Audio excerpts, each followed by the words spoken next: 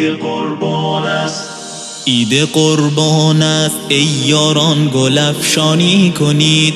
عید قربان است ای یاران گل افشانی کنید. در منای دل وقوف از حج روحانی کنید. تا نیفتاده است جان در پنجه گرگ هوا، گوسفند نفس را گیرید و قربانی کنید. گوسفند نفس را گیرید و قربانی کنید. سنگ ها از مشعر وصل الهی کرده جنگ با شیطان و ترک فعل شیطانی کنید. جنگ با شیطان و ترک فعل شیطانی کنید.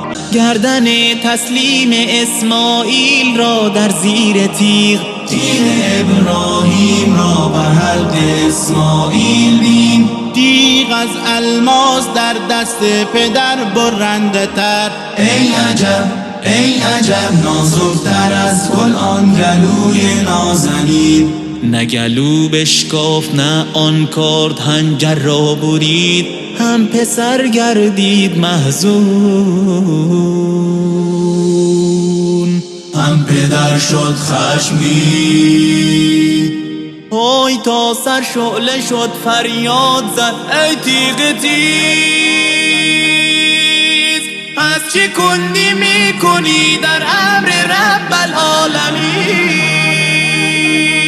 تیغ گفتا ای سراپا گشته از محبوب پر، تو به من گویی ببر اما خدا گوید نبر.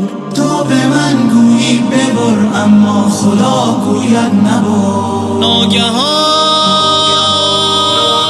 آمد ندا از جانب رب جلیل، مرحبا مرحبا ای عزم تو اخلاص و صدق است را دلیل.